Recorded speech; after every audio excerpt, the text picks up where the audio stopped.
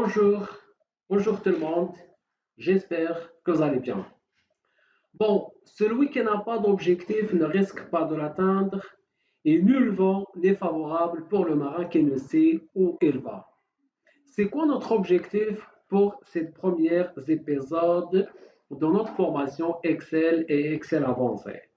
L'objectif, c'est de pouvoir travailler d'une manière professionnelle et d'une manière autonome sur les trois options d'analyse des données et dynamisme du classeur, à savoir le tri, le filtre et le saut total. Commençons par le tri. Alors, le tri, c'est une option Excel qui permet d'organiser les données selon un critère déterminé. Autrement dit, c'est une option Excel qui permet d'organiser les données d'une base de données selon une colonne ou un certain nombre de colonnes de la base de données, du plus grand, plus petit par exemple, de A à Z, et même par couleur, et même par je déconne. Par contre, le filtre, c'est une option qui permet de masquer l'ensemble des données de la base de données et ne garde que la liste qui répond aux critères. Autrement dit, ça permet de tout masquer et ne n'affiche sur votre tableau, sur votre base de données, que les données qui répondent aux critères. Comment ça se fonctionne? Comment est-ce qu'on peut les utiliser? C'est-à-dire et le trait et le filtre. C'est ce qu'on verra directement sur notre premier exemple. Alors, supposons que vous disposez d'une base de données organisée par numéro d'opération, numéro de commande, le mois, le vendeur qui a réalisé la commande, la région, client, montant, livraison et la catégorie.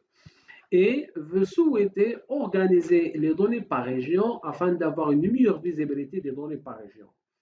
Donc, toujours pour trier les données, la toute première chose à faire, c'est de sélectionner la base, c'est de sélectionner effectivement la base de données à l'aide de CTRL A. Et puis, vous trouverez le tri sur l'onglet Accueil, Tri et très personnalisé. Sinon, à partir de Données, le tri. Vous aurez toujours une base de données qui permettra de déterminer la colonne concernée par le tri. Pour notre exemple, c'est la colonne région. Et puis, trier sur, c'est-à-dire S, trier sur la couleur de cellule, sur la couleur de police, sur je déconne, ou plutôt, par défaut, ce qui s'affiche, c'est la valeur de cellule. C'est le cas pour notre exemple. Bon, et puis là, déterminer l'ordre de A à Z, ou plutôt de Z à A, et puis OK. Et comme ça, vous aurez les données sont regroupées par région. D'accord? En fait, là, je vous ai préparé des petites questions là sur la feuille question. Là, nous avons bien répondu à notre première question, c'est-à-dire d'organiser les données de tableau par région de A à Z. Maintenant, rendez-vous sur la deuxième question.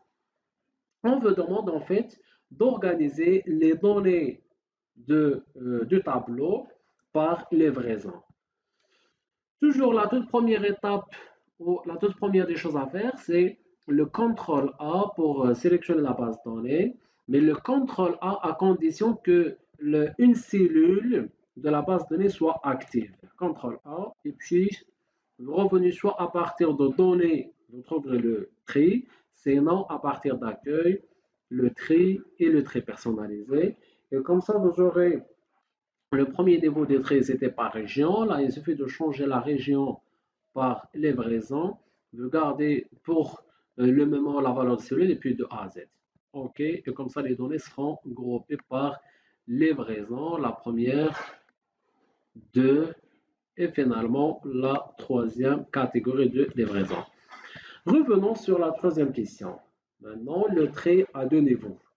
On vous demande d'organiser les données du tableau par ordre de région de A à Z, puis par montant du plus grand au plus petit.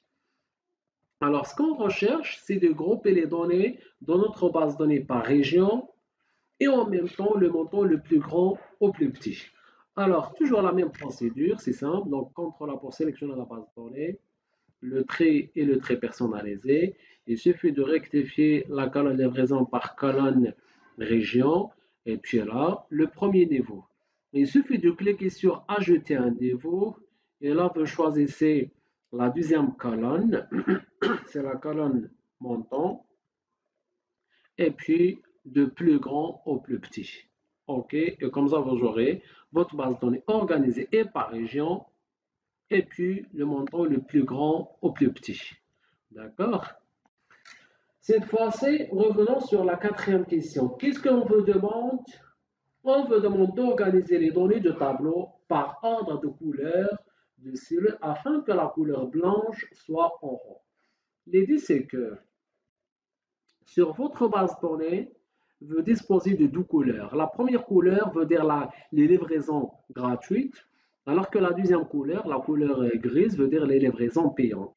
Et on souhaite avoir une meilleure visibilité de données par la gratuité des commandes, par exemple. On vous demande en fait de grouper les livraisons payantes et les livraisons gratuites. Toujours la même procédure, CTRL A, vous aurez le trait et le filtre, vous choisissez le trait personnalisé. Là, vous avez le trait sur deux niveaux. Il suffit d'enlever un niveau, supprimer un niveau.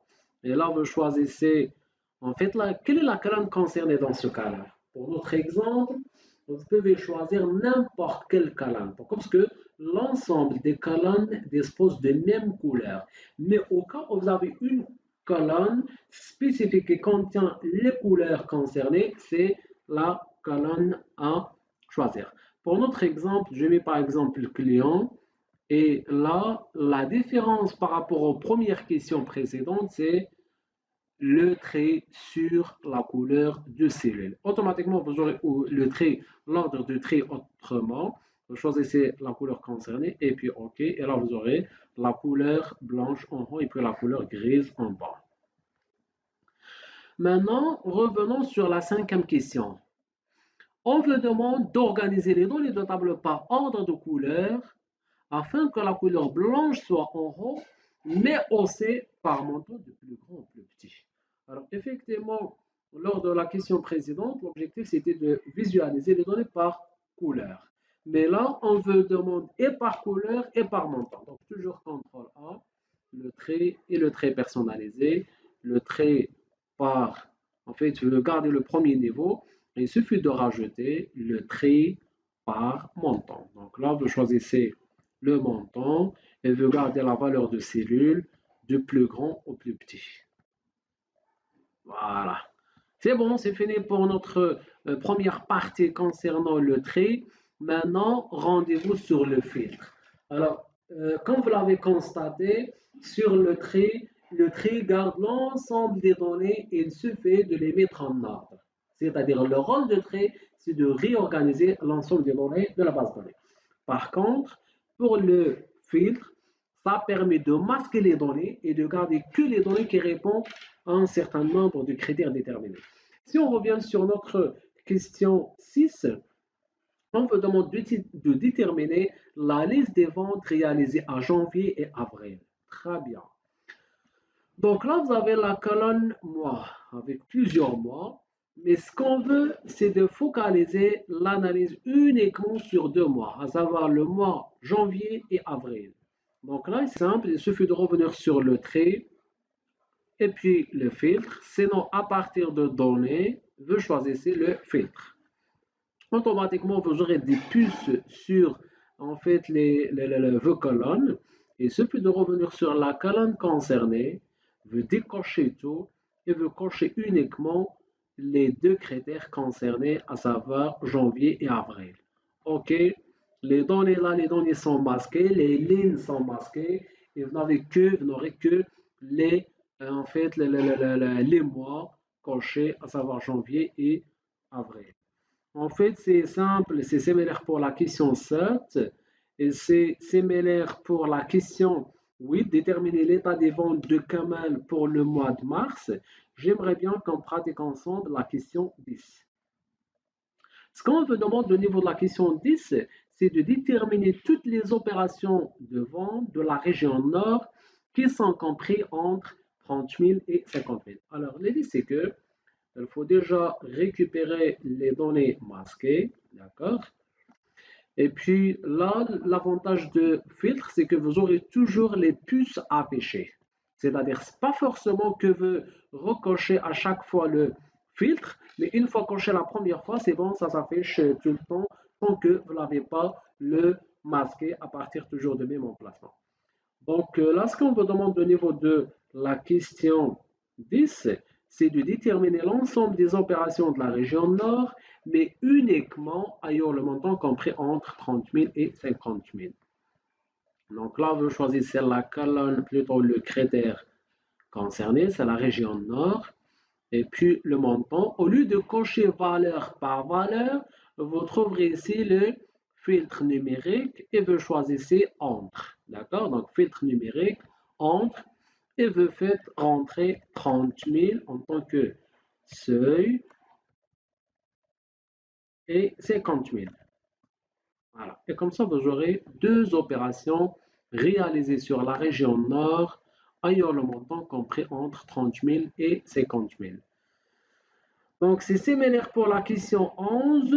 Et puis, passons ensemble pour répondre à la question 12. Déterminer tous les montants de la région ouest dans la catégorie jeunes. Donc, c'est simple.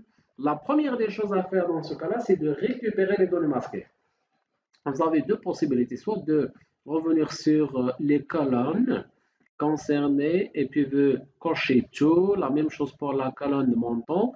Sinon, il suffit de revenir sur le données, vous décochez le filtre et puis vous le recochez.